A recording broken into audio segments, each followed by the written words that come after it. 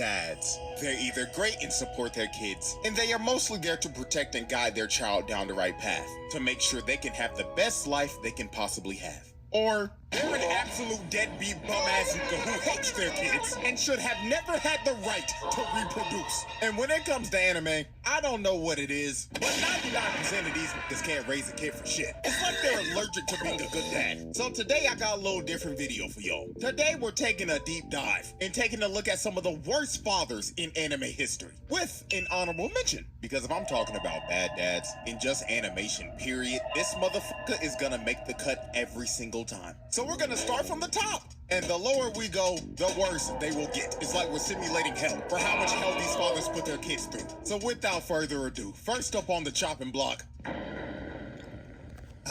good old Jing. Now we're starting off with Jing because everybody else on this list is 10 times worse than him. But it doesn't change the fact that this man Jing is the king of the deadbeats. Like when it comes to deadbeat dads in anime, Jing is easily the first nigga everybody thinks about. And I mean, the evidence is there. I mean, we all know the running joke. This man dropped his son off at his cousin's house and named him Gone, because that nigga was gone 30 seconds later. This man is a stereotypical dad that went to go get milk and never came back. Bro really dropped off a whole baby and the child support bill on Mito because you knew he wasn't trying to pay that shit. And I ain't gonna lie, if Jing was my dad, I really hate this nigga, because if he passed this ziggity zag ass hairline down to me, boy, I'd be sick. This man deserves the absolute worst for making his son inherit this shit. But besides all this man didn't come to see his son or contact him for 12 whole years. The only stuff he left for Gon was a cassette tape, a rusty ring, and a memory card for a PlayStation off of Craigslist, or a game that he created that you could die in. I kid you not, the nigga deadass left a message on a cassette tape that said, "Hey, Spark, so, you wanna find me? Well, I don't wanna see you, little nigga. Matter of fact, don't even chase me, little nigga. I'm gonna be so real with you. But, if you do become a hunter, then beat this game that I made called Greed Island. It's basically Sword Art Online. So that means, don't die in that bitch." Oh, Jesus! I think somebody just died, but you'll be fine. Anyways, though, you beat that? Then I'll maybe finally talk to you. Well, good luck, sport. But I'm gonna be so real with y'all, the shit that really pissed me off about Jing in the moment that showed everyone that this nigga ain't shit was when Gon was in the hospital. Now, Gon was fighting for his life after his fight with Pito. He was on life support and he was about to die. And Jing did not bother to visit him once when he was literally across the street. Not even a 5-minute walk. The lazy bastard didn't even want to go to the hospital to see his son that could have died. Like I'm telling y'all, when Leorio called this man out in front of everybody, it was pure satisfaction. Bro got on the mic and was like, I got a question for Mr. Jing. Hey yo, why haven't you gone to visit your son, you bum ass nigga? You deadbeat, musty, dressed in rags, bitch. You out here answering questions for people you don't even know. Meanwhile, your own flesh and blood is about to die. So answer the question, hoe ass nigga. Why have you not gone to see your son? And after Leorio called him out, Jing replied with, "Man, he got enough friends. He'll be fine. Did he even say he wanted me to come in the first place?" And the fact that this man Jing said that, does he even want me to come, while Gon can't even say that shit because he's in a coma, pissed Leorio off to the point where he said, "Fuck it," and swooped on this nigga, lifting him out of his seat with a Shoryuken. And when this happened, I kid you not, everyone in the room cheered because they all knew that this nigga was a bum. Everyone was happy when Jing got laid out. And then the icing on the cake of Jing just being a deadbeat is when Gon woke up and was so happy to see his father. This man was crying and was so happy to see his dad. And look at this man's face. Is this the face of a man that wants to see his son? Hell nah! He thinking in his head, damn. Do I have to actually be in this little nigga's life now? Man, I gotta pay child support now? Oh my god. And when Gon left and said, "Can we talk again?" this man Jing was like, I don't know. And everybody in the room booed him, calling him a deadbeat and a bum ass nigga like they should. And this man Jing was ready to swing on everybody like, bro. But yeah, Jing is easily the king of the deadbeats. But like I said earlier, there are dads 10 times worse than Jing. And next up is a dad that abused his whole family. YouTube Premium is ad-free YouTube and video downloads. So Oh boy, Endeavor. Endeavor is a great hero, but my God, he was a terrible father. Now, I will say this. Endeavor, without a doubt, is the most improved father on this list. He's actually trying to do better, but the way he was moving before his whole redemption was awful. This nigga was a piece of shit that mentally abused and broke his entire family apart. And this was all because he was a hating ass nigga.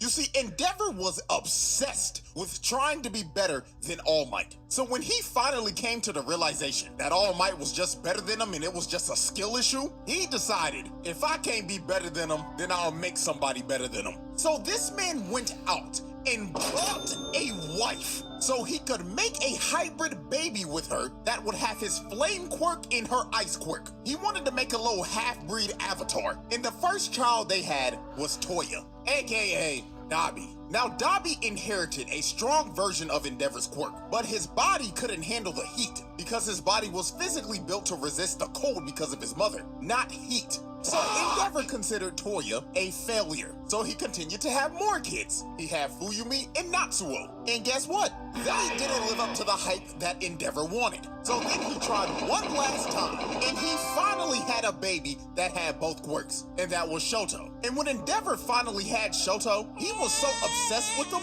he just gave up on all of his other kids and told them not to be heroes. I mean, this nigga straight up told Toya in the nicest way possible. Listen here, son, not gonna lie, gang, you ain't got what it takes. You can't be a hero. You can't be better than All Might. Just give up. And this was the start of this family just breaking apart, because after Endeavor told Toya this, he straight up tried to swing on baby Todoroki.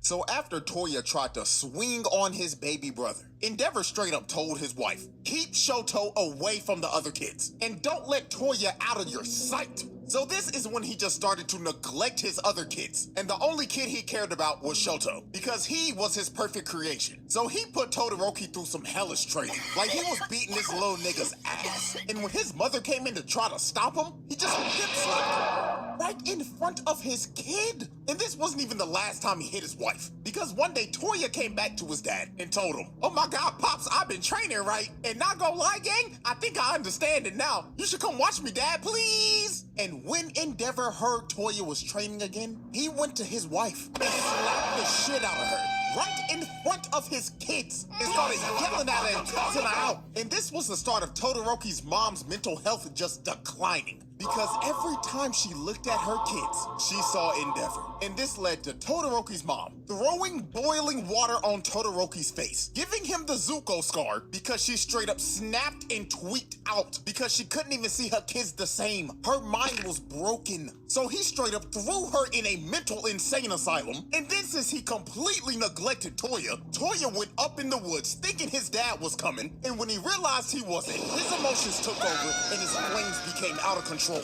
And it ended up starting a goddamn California forest fire. Mans burnt down the whole forest, and Endeavor thought his son was dead. Just for all for one, to find his son who was burnt to a crisp and make him a whole super max super villain. Nigga turned him into a D1 tweaker. So yeah, this man Endeavor mentally and physically abused his entire family and pushed them to their breaking points. All because he was a hating ass nigga that wanted to surpass All Might. But you see, Endeavor is not the only father that we're covering today. That was a firebender and caused their son to get half their face burnt off. Because now it's time for our honorable mention. Now, y'all should have known damn well, if I'm making a video about bad fathers, this man Ozai will make the cut every single time. Ozai is just flat out one of the worst fathers in fiction. This man is an actual evil, narcissistic psychopath. And the way he treated his kids, oh boy. There was a reason Zuko was a depressed dickhead and Azula was a psychopath. It all goes back to their father. So first, let's start off with Zuko. And we have to dive all the way into the comics for this. Now, the whole family was having dinner, right? And Azula was talking about how she set her firebender's teacher's pants on fire. So Ozai, of course, was glazing Azula because she was clearly his favorite child. And he was straight up enabling Azula's bad behavior, talking like, your teacher sounds like a fool. I'll have him sent back to the colonies. So Zuko chimed in and said, he's not a dummy. He just thinks that proper firebending has to the start. Ozai cut Zuko off and he is pissed. And he says something that a father should never say to their child. He told Zuko, Zuko, how dare you lecture your sister on firebending? You know, little nigga, let me let you in on a little secret. When you were born, we weren't sure if you were a bender at all. You didn't have that spark in your eyes. I planned to cast you from this palace. How embarrassing for a prince of the Fire Nation to have a non-bender as a firstborn. Lucky for you, little nigga, your mother and the Fire Sages pleaded with me to give you a chance. Azula, on the other hand, never needed that kind of luck. She was born lucky. You were lucky to be born. This man snapped on his child at the dinner table, bruh. He basically told Zuko that he ain't shit. And you were lucky that I felt like blowing your mama's back out to make you. But it just keeps on getting worse from here, bruh. Because the next awful thing he did to Zuko was, of course, the Agni Kai. So this all started in a war meeting. So this one general came up with a plan that would have an entire division of new Fire Nation recruits be used as bait to distract the Earth Kingdom's forces so a better division could attack from the rear. Now, obviously, this plan is terrible because they're literally throwing new recruits out there to die. So Zuko spoke up and said that this plan was straight garbage and you're sacrificing and betraying loyal soldiers of the Fire Nation. And when he said this, all the generals just stopped and looked at this nigga because Zuko spoke out of line when he wasn't supposed to. So Ozai saw this as disrespect to the general, and the only way to settle this was an Agni Kai. So Zuko thought that he was going to be dueling the general. But when Zuko turned around and saw his opponent, it wasn't the general. It was Ozai. Because Ozai thought that it was disrespectful to him because Zuko ran his mouth in his war chambers. So Zuko was pleading to his dad like, Dad, please, I'm sorry. I didn't mean it as disrespect. But Ozai was like, stand and fight, Prince Zuko. Don't be a bitch. Stand up and fight for your honor. So Zuko refused to fight Ozai. And Ozai proceeded to burn half of his face off in front of a live crowd. And then after he gave Zuko his scar, he banished him and forced him to have this ugly as a bald ponytail that nobody should ever be forced to have, and told him don't come back till you find the Avatar, who has been missing for over 112 years. Ozai was basically telling him, don't ever come back, little nigga. And the only way you're coming back is if by the grace of God you get lucky to find a little bald nigga that has been frozen for over a century. Now let's move on to Azula. Ozai made Azula do all of his dirty work. This man just sat on his throne the entire series and sent his 14-year-old daughter to take over the entire Earth Kingdom while he just sat there and didn't do shit. Then he took Azula's plan for Sozin's Comet that she made and straight up left her out of it. Nigga said, you can stay here and be Fire Lord while I go burn the world. And when he left his daughter to be Fire Lord, she went off the deep end and spiraled into madness while this nigga was having the time of his life burning the entire world. Ozai, without a doubt, is one of the worst fathers of all time. With Walmart's back to college finds, your room can fully match your passion. She's a plant science girly for real. I mean, I'm trying to put you onto some peak dorm room cultivation. All this from Walmart? Who knew?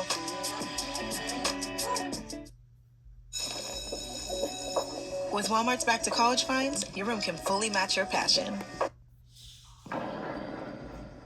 The fourth Kazekage is easily the worst dad in the Naruto series, and is just flat out one of the worst dads in anime history. This motherfucker ain't shit. He had Gaara living one of the worst childhoods of all time. Nigga had his son depressed 24/7. It made him start his emo phase at the age of 6. Like, there was no wonder Gaara was an uncontrollable D1 crash out in the first part of Naruto. It's because his dad ain't shit, and he tried to make him a weapon of mass destruction as a baby. You see, Rasa did some shit. You see, the Hidden Sand was struggling financially. These niggas were broke, and they were in desperate need for a weapon of mass destruction. So Rasa ended up conceiving Gaara for the sole purpose of sealing the one-tailed beast inside of his unborn child, so he could make him a Jinchuriki and weaponize him. Now, since Rasa tried to seal a tailed beast inside of his unborn child, this ended up leading up to Gaara's mother dying in childbirth. So off the rip, not even a day into the world, Gaara was made a weapon of mass destruction and lost his mother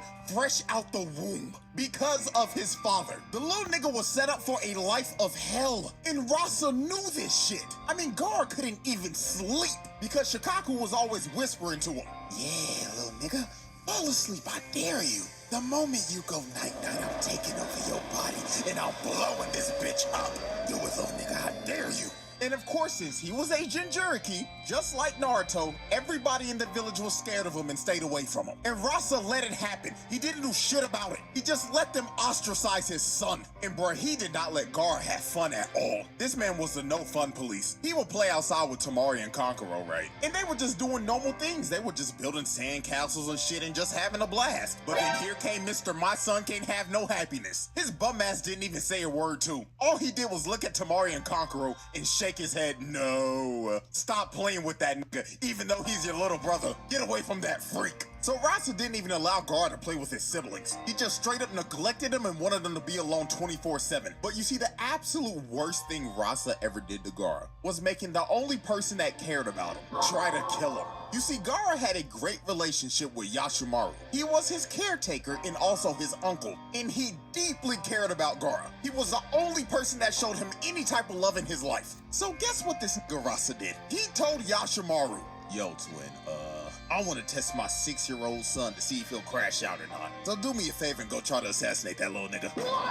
And also tell that little nigga that his mother never loved him. I want to see if he'll go berserk. And if he does, he's a failure of a Jinchuriki. So this nigga sent Gaara's uncle to try to assassinate him. So when Yashimaru pulled up on Gaara, he had on a mask covering up his identity, so Gaara didn't know who it was. So Gaara immediately grabbed him and crushed him like a bug. So after Gaara swatted him like a fly, he went over to his body and saw that it was Yashimaru. And Gaara was sick to his stomach because he basically just murdered the only person that cared about him. And the only person that cared about him just tried to assassinate him. And with Yashimaru's last breath of life, he has to lie and tell Gaara because Rasa's watching this shit. Gaara, I was ordered to kill you by your father. And deep in my heart, I always hated you, Gaara. And you know who also hated you? Yo mama, nigga.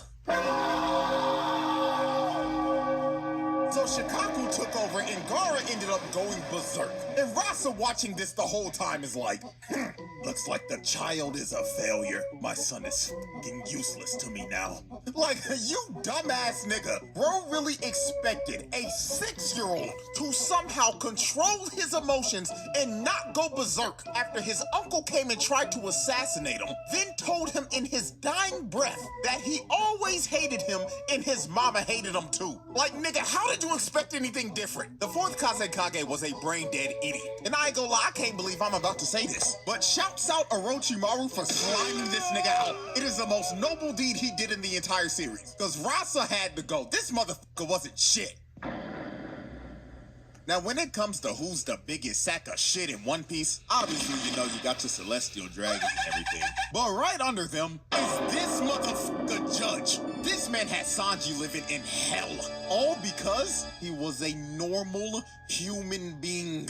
You see, Judge wanted all of his kids to be perfect weapons for Jarma 66. And he went to the lengths of genetically altering his kids to the point where they would lack any type of sympathy. He wanted them to be emotionless weapons because Judge was a warmonger who terrorized the North Blue and wanted to conquer all of it to restore the Germa Empire to its rightful glory. Now, Sanji was the oddball of the family because he actually had emotions and was just a regular human because of his mother. Because when she was pregnant, she took a drug to try to stop the genetic mutation that Judge was trying to do to their kids. Now, this made her bedridden and she ended up dying because of this. And it only worked for Sanji. His other 3 brothers was some emotionless dickheads because of the genetic mutation. So Judge put all of his kids through intense training. And during this training, Sanji always fell behind. So when Sanji was basically failing every single training exercise, Judge became disgusted with Sanji. He was so disgusted with this little nigga that he would let his other brothers beat the shit out of him.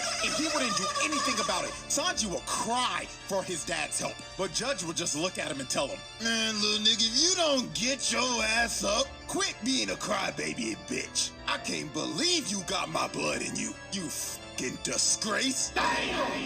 And his brothers continued to beat the shit out of him. They would do this every day, and Judge would just let it happen because he didn't care about Sanji. The only kids he cared about were his sister and his brothers. And my God, when Judge figured out that Sanji's hobby was cooking, ooh, this nigga did not like this shit at all. Sanji was making food for a mouse, right? And the mouse was tearing that food up. But then Judge barged in the room and just started yelling at him like, Sanji, are you cooking for them f***ass rats again, boy?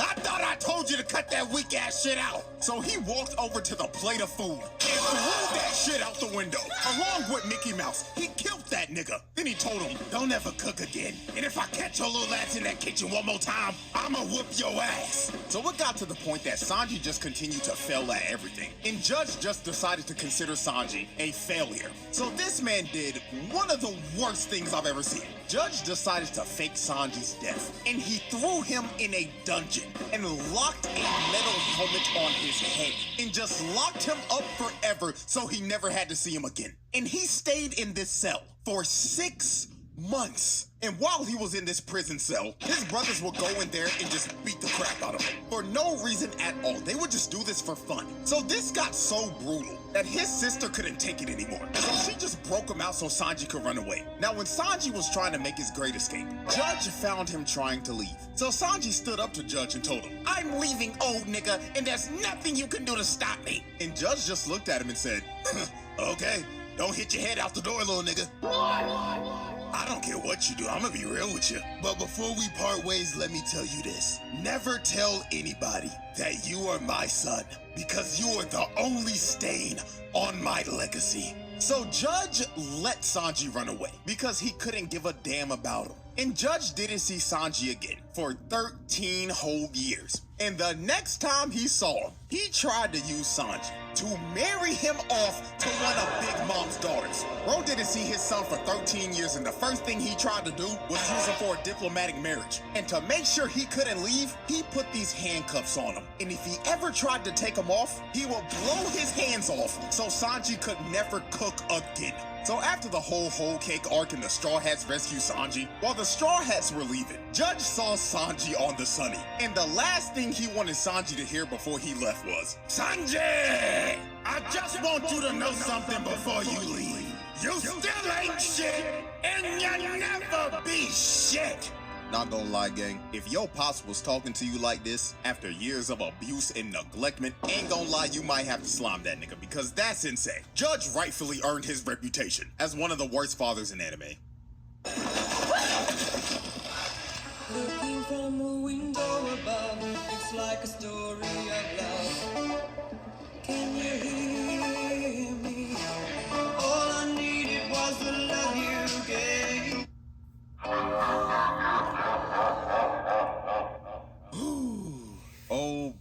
Oh boy. Ladies and gentlemen, we've reached the final father we will be covering today. And this motherfucker Shou Tucker is arguably the top 1 worst father in anime history. In my personal opinion, he's the worst. Now, if you've never seen Full Metal Alchemist and you don't know who this nigga is, I'm warning you right now, this shit is about to get dark. So, Shou Tucker was a state alchemist that was known for his work about chimeras. And Shou famously got his state alchemist license for making a chimera that could speak the human language. And he did this 2 years ago. So when we first meet Shou, he just looks like an average run-of-the-mill middle-aged dad who's had a couple of midlife crises, as we can see clearly from his hairline, because that shit's receding like a motherfucker. But Shou had a daughter named Nina and a dog named Alexander, and they looked like a pretty happy family. Now, the house was nasty as hell. The dishes look like they ain't been washed in a week, and the shelves look like they haven't been dusted in ages. And Shou says the reason why the house is like this is because his wife left him and his daughter, and she left them 2 years ago. So after Ed and Al met Shou the first day, when they were leaving, Shou was informed that assessment day was coming up. And assessment day is an evaluation to see if you can keep your state alchemist license or not. And last assessment day, Shou bladed Ed. That nigga failed. So this next one coming up was make or break for Shou. Cause if he did ass on this next test, he would lose his state alchemist license. So the next day Ed and Al came over, they came and played with Nina and Alexander. Cause Nina was sad because her dad was locked up in the lab the whole day. Cause he was contemplating what could he possibly do to pass the next evaluation day and not get fired. So Shou came up with one of the most sick, vile, disgusting, disturbing ideas ever. When Ed and Al left on the second day, this nigga told Nina, "Hey Nina, I've got a great idea. Do you want to play with Daddy tomorrow?" And of course Nina was happy because she was finally gonna get time to spend time with her dad. But this was not gonna be fun father-daughter time like Nina thought she was about to have. Because the time she was about to spend with her father was about to change her life forever. So Ed and Al come back on the third day. So when they first came in the house, nobody was there to greet them. So they decided to look around to see if they could find anybody. So they went down to the laboratory and they found Shou in there with some type of creature. So Shou greets them and tells them, "Boys, I've finally done it. I've made a chimera that can speak and understand the human language." So at first, Ed and Al were happy for him because this looked like the scientific breakthrough that Shou needed to pass evaluation day. So Shou told the chimera to introduce yourself to Ed. So the chimera started speaking to Ed, saying, "That person, Edward. That person, Edward." And then the last thing the chimera says made niggas sick to their stomach. It said, "Big brother Ed." And look at Shou. Look at how he is standing.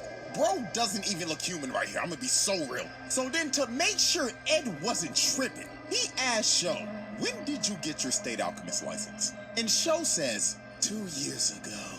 Then Ed asked him another question. "When did your wife leave?" And Shou states, let's see. That was about 2 years ago as well. So then Ed asked him one final question. He asked, "Where the fuck are Nina and Alexander?" And he tells him, "Can't you tell?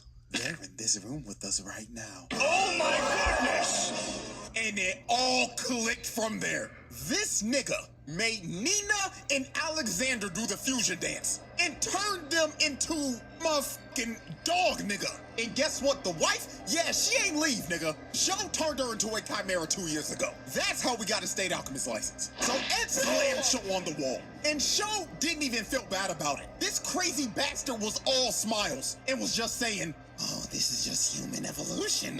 This is progress." So Ed starts beating this nigga's ass. He punched bro for about 30 seconds straight, and he was going to kill him. And I ain't gonna lie, he should have killed the nigga right here. But Al stopped him because Nina Xander was still watching him the whole time. And she was telling him, "Big brother Ed, why are you beating up Daddy?" So Ed stopped because it was just too much, bro. And this pathetic bastard Shou was so delusional after getting his ass whooped, bro was saying, "I did it. I made it in time to keep my alchemist license." Dude didn't even care about his daughter or the sick ass shit that he just did. All he cared about was keeping his status as a state alchemist. So obviously they arrest this sick ass nigga and put his bitch ass on house arrest. And while he was locked up in his house, Scar broke in. So he walked up to Shou and did what needed to be done. He grabbed this ugly ass nigga by the face and electrocuted him, sending his ass to the bottomless pits of hell. And then after he boomed Shou, Scar just decided the best thing for Nina was to just put her out of misery. So he kills the fusion of Nina Xander.